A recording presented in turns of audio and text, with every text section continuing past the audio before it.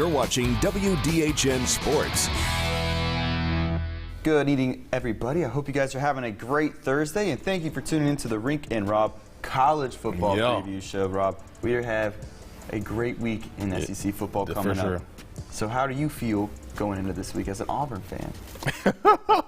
We're not going to talk about that game. I don't want to comment on that game. But we got the win, so congratulations to my Auburn It's a controversial game. We'll get into that later. But wipe a little sweat off my forehead. We have some big news to talk about. It came out yesterday, and man, Crimson Tide Nations got to be a little worried. Alabama head coach Nick Saban and athletic director Greg Byrne tested positive for the coronavirus. They had those news yesterday.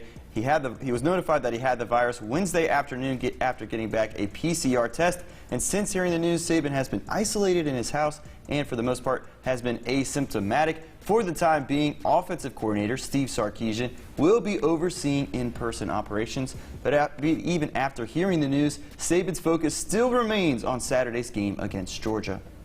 We're going to do everything we can to help our team, get ready to play. And, the players today, it's our goal that they play their best and be at their best for the game. And we're going to continue to try to do this.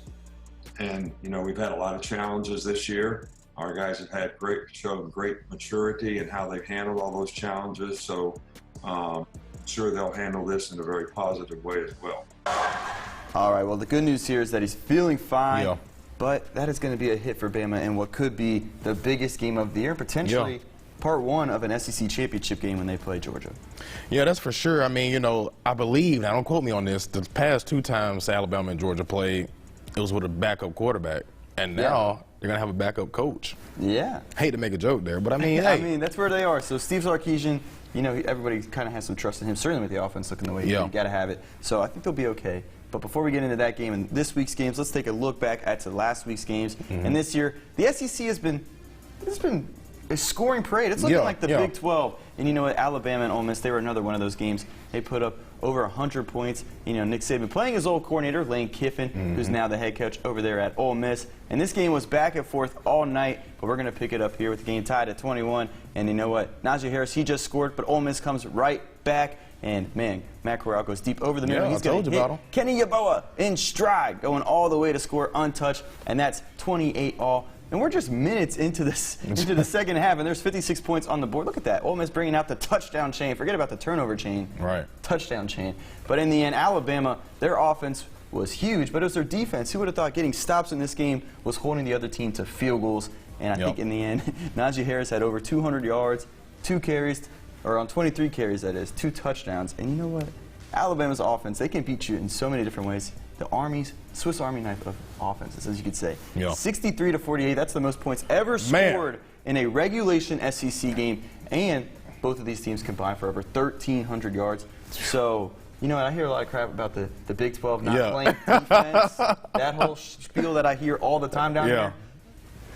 What is the SEC doing? Because this wasn't the only game that got in the offensive flurry crazy. Yeah, that was a lot of points, 63-48. But when the last time have we seen a team score like 48 on Alabama? On Alabama. Well, maybe last year, Iron Bowl. Auburn did it.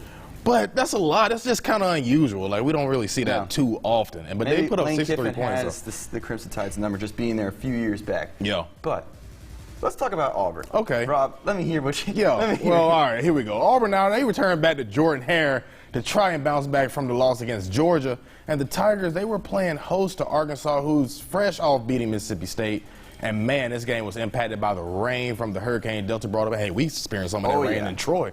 Now, Auburn is in the red zone trying to take a three-possession lead, and Nix is going to keep the read option, and he finds a line for the touchdown. Look at him celebrating there. But Arkansas, they would storm all the way back, and late in the fourth, Felipe Franks finds Devian Warren in the corner, and the Razorbacks take the lead. And here is where things got a little interesting. You see our kicker warming up there. But here at the goal line, the goal range, Nix goes to spike the ball, and it snaps, and then it seems to throw the ball backwards. Look at that, which would be a fumble, and the play is ruled an incomplete pass, and that would stand after a review. So with now 16 seconds left, Anders Carson, the best kicker in the SEC, he just missed that. He missed that one. Now, he made that one, but he missed one. But he had just missed. He did. He had just missed one. But look, that's not very common, man. I would say Auburn, they are lucky. Not only that they had a chance to get the ball back, minutes to play, but also that was ruled an incomplete pass. I mean, it was technically a, what do you call it? Intentional grounding, yeah. But, man, that should have been a fumble. Should have been Auburn's win, or Arkansas's ball. They would have won, and Auburn's in hysteria. Well, you know what? Like I said, the refs got one job, and they called the game, and I'm very confident they called the game the correct way. Well, you know what? Tennessee, last week they had a chance to prove that for once they were for real in the SEC and a team to play with. The Volunteers were on the road to play the Georgia Bulldogs. And Tennessee, they actually led this game at halftime, 21-17. But in the second half, Georgia's defense came alive and shut out Tennessee. Yeah. The Bulldogs, they would score 27 straight points to get the 44-21 win. You know, the turning point in this game was the fact that Tennessee turned the ball over on their first 2 possessions in the second half, which led to points both times for Georgia. Now, Stetson Bennett looked pretty good again, and of course that defense had a great showing in the second half, but I know the Vols are going to look back at this game and see an opportunity missed. Yeah, man. I mean, Tennessee, they're always, beginning of the year, they got a lot of hype surrounding them. Pretty good Rink, and you just fall. But, I mean, Georgia's not a bad loss, but this would have been a huge game for the program to be like, we're here, they need that. We're here to play with, so. For sure. You know, maybe next week. Maybe next week. The SEC, you always got a chance to prove yourself the week after because they got a big game this week. Yep. All right, now let's look at the game last Saturday, Florida and Texas A&M game. Now, Texas A&M is fresh off that loss against Alabama, and Florida is a tough next out. Now, early on Saturday, the Gators looked like they were going to go on and win their 3rd straight game. Kyle Trask and another gem of a day, you know, throwing over 300 yards and tossing 4 scores as well. Yeah, but his counterpart and your guy, Kelly Mine, had himself a day as well. Mine threw for 340 yards as well as adding 3 touchdowns. And much like the 2 quarterback stats, this game was close till the end, but a costly Florida fumble in the last minutes of the game led to this game-winning field goal here for the Aggies as they upset Florida and they get the win. You know, that is a big loss for Florida because they had high hopes on the season. Certainly don't want to lose your first game in the first 3 weeks of the season, but there you go. Texas A&M bounce backs and beats the Gators. I think it was that Texas A&M crowd. I remember Dan Mullen. Dan Mullen was like, oh, man, there's too many people there. I mean, that's a whole situation with Florida, but I was surprised tuning into that game. They had like 50,000 people in there. Yeah, it was a good bit. Yeah. So, I mean, they are the 12th man. I guess they just get a little freebie in terms of fan capacity with that.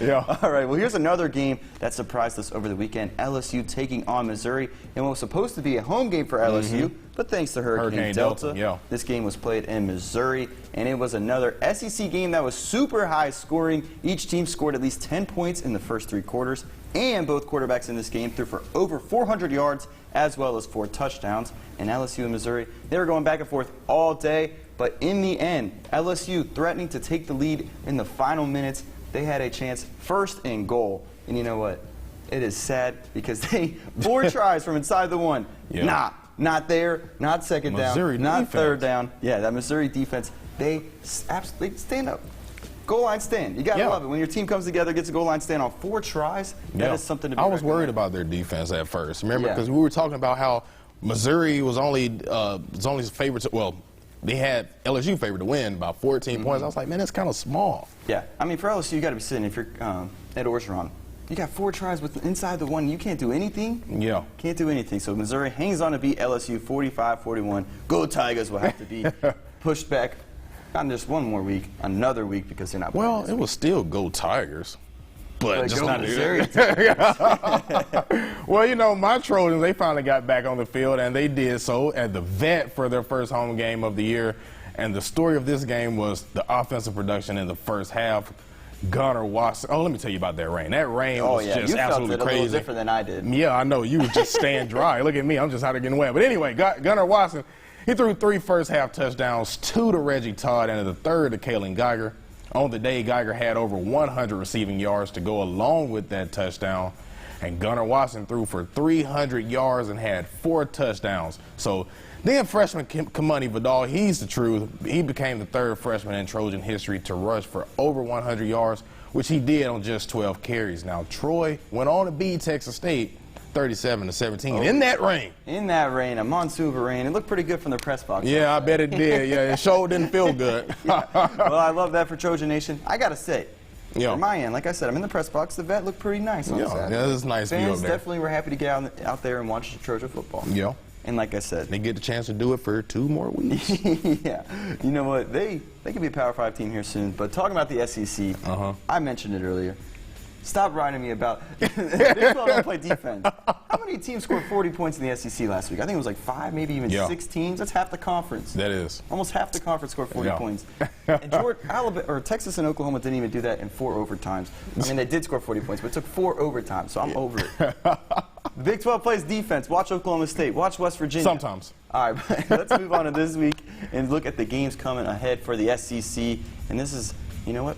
We mentioned it. Could be part 1 of the SEC championship when Alabama hosts Georgia. And as of now, that game is still on. But like we talked about, Nick Saban has the COVID, as Cam likes to say. So that one hopefully doesn't, but it could get postponed later on in the season. And Auburn, they are on the road to face South Carolina. And then Kentucky plays Tennessee in a matchup in Knoxville. Yeah, Kellen Mond and Texas A&M head to Starkville to play a struggling Mississippi State team. Ole Miss tries to get back to 500 when they take on Arkansas. And Missouri, coming off that huge win over LSU, looks to make it 2 in a row as they play Vanderbilt. All right, we kind of mentioned it. You can see one of those games was, or there was supposed to be another game on there, and a big game at that.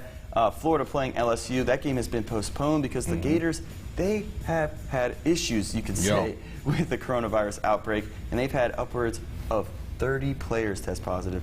As of now, the SEC plans to reschedule the game for the conference's bye week, which would be on December 12th. And they stated yesterday 19 players on scholarship have tested positive, as well as 3 walk-on players. Athletic Director Scott Strickland said that those who have tested positive are either asymptomatic or have mild symptoms, which is good to hear. But in the end, LSU, Florida, will have to wait till December to see that. It's just crazy because, you know, like after that game against Texas A&M, Dan Mullen was like, I want to pack the swamp out, 90,000 people. Yeah. I've seen it like that, and it's crazy.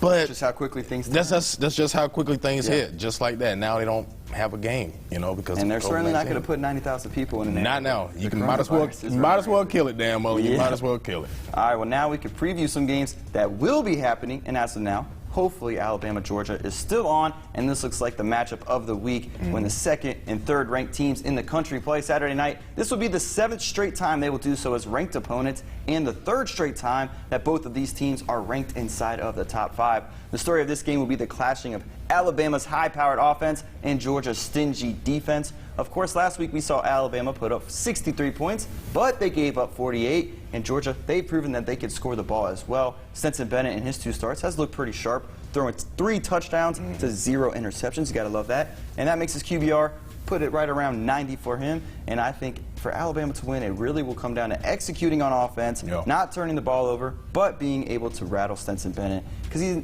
hasn't really been tested too much this year. That's true. I thought Auburn was going to put get to him, and that didn't really happen. And the offense of Auburn didn't make him score points because he only put up 6. That is true.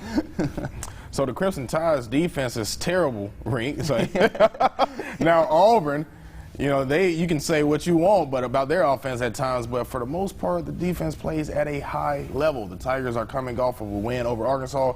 You can call it controversial, but a win is a win, Rink.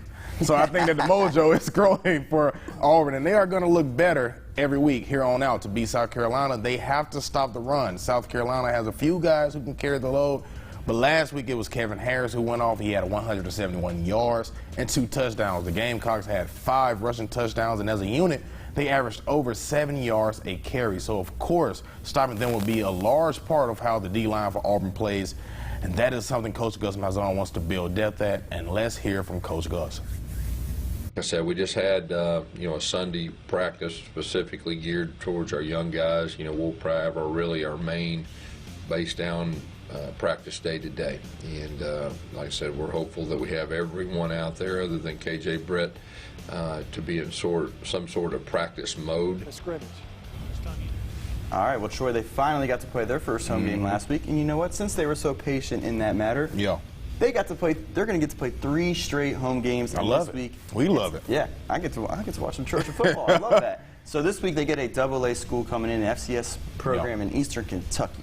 Yeah, you know, Saturday at 2:30. Hopefully there's no rain. Troy will be out there trying to improve their record to 3-1 on the year. The formula has to be pretty simple. Do not turn the ball over, even if there's rain. Be disciplined and just stick to what Coach LINDSEY has been preaching. And I think it's easy to see from afar that the Trojans will be much more talented than Eastern Kentucky. I agree, Rob. I actually watched Eastern Kentucky play earlier in the season. Yeah. Their first game of the year when they played my alma mater, the West Virginia Mountaineers, and we won pretty big. But Eastern Kentucky, they have a pretty good quarterback in Parker McKinney. So I won't say this game is going to be close. Yeah. But the Trojans, they still need to come out and play pretty well. And Gunnar Watson needs to play like he did last week, which is pretty phenomenal. And he was a treat to watch, so to say. Yeah, so let's hear from Coach Chip Lindsey speak about his young quarterback. Hunter played well. I mean, he looked poised and confident, which I thought is really good for his growth. If he'll continue to get more and more comfortable and get a better feel for how things are going. You got to remember that was only his third start, so I like what I'm seeing out of him so far. Alrighty, well, before we go to the picks, let's see how we did last week. As always, and you know what? I think we might be knotted up. There you see it right there. I went 5-4. You went 6-3. Hey! And the big factor was me picking Arkansas to beat Auburn. So that botched fumble call, as you could say, really cost me the lead in this scenario. So whoever those refs were out there in Auburn and Arkansas, you're not a friend of me. Hey, But you're my friend, though. let's get into the picks this week and see if we could potentially have some differences, and maybe I'll get back in the lead. Hey. I gotta say, I have a good feeling about it. But first up is Georgia at Alabama. Do you have the Dogs beating a Nick Saban-less Crimson Tide team? Give me the Dogs, baby. Give you the Dogs. I'm thinking the Dogs will be able to beat Alabama with Saban, without Saban. Sorry, Cam. Yeah, he's over here. I saw the disgust look on his face right as you said that. I'm not picking. I don't care if Nick Saban's not going to be there. That offense probably will put up 40 points again. Yeah, Alabama wins big. Big? Stetson How Bennett, big? 25 points. Oh, I got like no. 40-18. Stetson Bennett's going to look flustered for the first time in his Bulldogs' little 2020 tenure. Because look, you go to Bryant-Denny, regardless of how many it's fans tough. are there, it is tough to beat them. It is. So I have Alabama. All right, well, now moving to your team, Auburn. They're playing South Carolina. Do you think the Tigers get a better win than they did last week? I think they get a better win than they did last week. I think South Carolina has been looking pretty good, but I know Auburn did not like that taste. Even though they did win, I know they didn't like the taste in their mouth, you know, with the whole controversial got to be like, thing. all right, let's play better. We can't let a team like Arkansas stick with us. It's certainly not South Carolina. So I'm going to go with the Tigers. Don't want to make anybody else mad. I already picked against them this year. That's good enough for me. Auburn wins, and hopefully they can do it in a non-controversial fashion. That's true. That is true. All right. What about Kentucky playing Tennessee? I'm going to go with Tennessee here. I think Tennessee gets the job done over the Wildcats. What you think? Yeah, I agree with you. I think Tennessee's going to bounce back. They're still a good team. Yeah. I think maybe with one loss, and granted it was to Georgia, so that's going to hurt them down the stretch. But one loss, they could be in a position maybe to squeak into the conference championship. But you got to beat Kentucky first. You got to win all these games. So I think they do get the job done. Now let's move on to Ole Miss playing Arkansas. Ole Miss still high powered. They're going to, head to Arkansas and get the job done. Give me Ole Miss by 2 touchdowns at least. All right, well, I'm going to agree with you again, sadly, but I will agree. Ole Miss, Lane Kiffin, they looked pretty good last week. They could score. I think they'll do the same going into this week. All right, then we got another, maybe a high-scoring game if Mississippi State comes back. Actually come to play. They're hosting Texas A&M on Saturday, and I think it'll be interesting. They put up 2 points last week. They did. Maybe they can double it and score 4. No, hopefully they triple it. Hopefully this is like a 30s game, but I'm going to pick Texas A&M just because I don't trust Mississippi State right now. I'm going with Texas A&M too. That was a big win for them last week. I think they're going to ride off of that energy and give me Texas A&M. All right, and Vanderbilt at Missouri. I'm going to go with Missouri, man. Missouri, they got the juice as well, just like, Texas A&M. Give me Missouri for the win. Yeah, me too. Ed Orgeron may not be coaching this Tiger team, but go Tigers. Missouri wins, and then your alma mater. Do they get upset against a FCS team in Eastern Kentucky? No, sir. No, sir. Troy getting the job done in a big one by at least 28 points. All right. I agree with you. I think it'll be probably around there. I think that's what they're favored to win by is 4 touchdowns. So Troy gets the win. And we Trojans, baby. We don't have to talk about West Virginia. We play Kansas this week, so that's kind of a bye week, so to say. They might as well go to sleep. You know what? They did lose to Coastal Carolina. Kansas did. Coastal beat Louisiana last night. They're 5-0. Probably going to be ranked next week, so congrats to the Chanticleers. But that's going to be it here for the Rink and Rob College Football Preview Show. Hopefully Alabama and Georgia play. By the time this airs, we want to see that game. Hopefully that hasn't changed. But as always, go out, have a great Thursday and Friday. Watch some good college football on Saturday, and we will see you next Thursday.